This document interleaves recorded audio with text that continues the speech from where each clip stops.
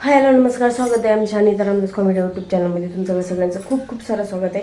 तर मी आत्ता आहे ना नवीन दिवसाची नवीन सुरुवात. तर आता मी ना सगळे काम आवरलेत. म्हणजे मी सध्याला आंघोळ करायची, झाडून काढायची आणि पोरांना ना सकाळी डोसा डब्याला डोसा बनवून दिला. मी काल इडली बनवलेली, काय सकाळी रात्री डोसा बनवलेला, आज बी डोसाच बनवून दिला. आणि आता थोडंसं पीठ राहिलं आहे बघा इथं डोश्याचं. ते आमच्या आहूंसाठी बनवून देणार आहे. त्याचे होते ना 5-6 डोसे, त्या नवरोबासाठी डोसा बनवून देते त्यांना. आणि ना बाकीचे काम भरपूर इकडे आवरून ठेवले, बाकी सगळं बेड वगैरे आवरून ठेवले. आता बघा हे सगळं क्लीन आहे ना, सगळं चकाचक दिसते का नाही तुम्हाला. इथं आहे ना रोजच्या घालायच्या कपड्याच्या घड्या ठेवल्यात. त्याला इग्नोर करून टाका, कारण की ना कपड्यात आमचे 5 जणांचे कपडे बसत नाहीत कपाटामध्ये. त्याच्यामुळं इथं रोजच्या कपड्याच्या घड्या घालून ठेवल्यात घालण्यासाठी. आणि ना हे आहे ना एवढं क्लीन आहे ना, आता नंतर ना म्हणजे हे एवढं क्लीन आहे ना, इथं मशीन आहे.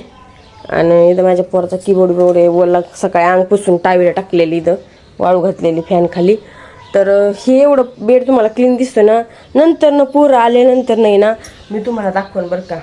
म्हणजे असं म्हणते तर की पोरं लहान असले ना की लय राडा करते, तर ऐकत नाही, तर परेशान करते, तर वैताग देते. तर तसं नाही, माझं उलटं झाले. माझं इतकं उलटं झालंय ना, तर माझी जोपर्यंत पोरं लहान होती ना, तो इतकी शांत होती, इतकी ऐकत होती ना. म्हणजे ना मला त्यांना काही सांगायची गरजच नव्हती. बस म्हणलं बसायचे, उठ म्हणलं उठायचे, खायचे प्यायचे, एकदम व्यवस्थित चालायचं त्यांचं. कुठल्याच गोष्टीला मला असं त्यांनी त्रास नाही दिला बरं का. पण जसं जसं ते मोठं व्हायला लागलेत ना, एवढं परेशान करते, असं वाटतं त्यांना सोडून कुठतरी निघून जावा. पण आपले लेकर येतात, थोडाफार त्रास, पण इतकं बी त्रास किती सहन करायचा माणसाने.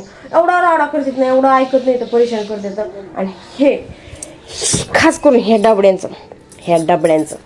डब्यानी ना आता वैताग आणला, इतकं भांड देतं. आणि त्या मोबाईलसाठी इतका परेशान जीव करते, तर वैताग आणून सोडला त्या मोबाईलसाठी त्यांनी.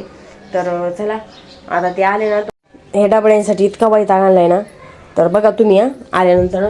तर आता आमची होई ते नवरोबा, त्यांना फोन लावला होता, त्यांचाच फोन येतोय. तर त्यांना फोन लावला होता मी भाजीला आणायला सांगा. पोरांना डब्यासाठी रोज भाजीला काही ना काही तर भाज्या तर एवढ्या महाग झाल्या आता. तर शेतकऱ्यांना भाव स्वस्त असतो आणि इकडे उसर आसमानला जातो त्यांचा भाव त्या भाज्यांचा. तर चला व्हिडिओ असाच कंटिन्यू करा. व्हिडिओ आवडल्यास लाईक शेअर सबस्क्राईब करा आणि बेल प्रेस करा प्रत्येक व्हिडिओची नोटिफिकेशन येईल. आणि यूट्यूब माझं काय दुश्मन आहे का काय, कारण मलाच काही कळत नाही आहे. पहिली गोष्ट आहे ना, आपल्या रिलेटिव्हमध्ये कुणामध्ये व्हिडिओ केला ना आपला, आणि त्यांनी आपल्याला इग्नोर केलं ना, व्हिडिओला इग्नोर, आपल्या व्हिडिओची ना रीच एकदम ढासळते, एकदम म्हणजे कमी होऊन जाते. खास करून स्टार्टिंगला ज्यांच्यापाशी व्हिडिओ जातो ना आपला, त्यांनी कमीत कमी 10 मिनिटाचा व्हिडिओ आहे, कमीत कमी 3-4 मिनिटं जरी बघितला तर आपल्या व्हिडिओची रीच वाढते. लाईक करा पाहिजे, एखादी छोटीशी कमेंट करा पाहिजे, तर आपला यूट्यूब आपला व्हिडिओ पुढच्या लोकांपर्यंत पाठवतो. पण यूट्यूबच माझं दुश्मन होऊन बसलंय, माझे व्हिडिओज पुढं पाठवत नाही. कारण की माझे आपले जे नातेवाईक आहेत ना, त्यांनाच माझे व्हिडिओ पटकन जाते, आणि मग ते आमचे रीच तसं त्यांनाच करून टाकते, तर असं करते. तर जाऊ द्या, आप नशीब की बात आहे म्हणते, तर जाऊ होईन ता होईन आपलं नशीब बळबळण. तर माझ्या नवरोबाला फोन लावते, आता त्यांचा फोन येत होता. आणि आंघोळ वगैरे करते, पूजा वगैरे करते, आणि नवऱ्याला कुठेतरी बाहेर घेऊन चला म्हणते. आज आहेत घरी तर मारून घ्यायचा चान्स, आपला चान्स आल्याला सोडायचा नाही कधी कधी. तर चला बाथरूम लावून गेले, पाण्याचा आवाज येतोय केलं सांग. तरी बघा मंडळी, आमच्या आवडली भाजीपाला घेऊन आले. तर वांगे आणले, तर दोडकी आणले, तर काकडी आणली, टमाटर आणलाय, आंबे आणले, शेवग्याची शेंग आणली, गवारची शेंग आणली, कढीपत्ता इतका मोठा आणलाय.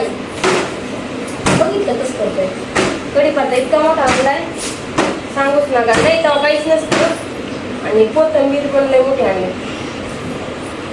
एवढं महाग आहे ना इकडं भाजीपाला, एवढा महाग आहे ना. हीच जुडी गावाकडं 10 ते 20 रुपयाला भेटत असतं, ही जुडी 40-50 रुपयाला इथं भेटते. म्हणजे किती फरक आहे. आणि बघा ना, शेतकरी एवढा रात्रंदिवस कष्ट करून पिकवते, तर त्यांना एवढा भाव भेटत नाही. म्हणजे जे पिकवतात त्यांना एवढा भाव भेटत नाही. इकडे एवढं महाग आहे. एवढं सगळं सामान आणलंय. लिंबू गावाकडं 5 रुपयाला 1 रुपया 2 रुपये लिंबू असते, इथं 5 रुपयाला 1, 10 रुपयाला 2 असते लिंबू असते. असं आहे इकडं. आता आमच्यावर झोपले, तर मी जेवण बनवून झालंय, माझ्या 2 भाकरी करायच्या राहिल्या आता. आणि डोसे बनवलेत की मी. डोसेच खाते आता. हा त्याला काय होतं खायचं उशे उशे सगळं खायचं. जावा तुम्ही आता.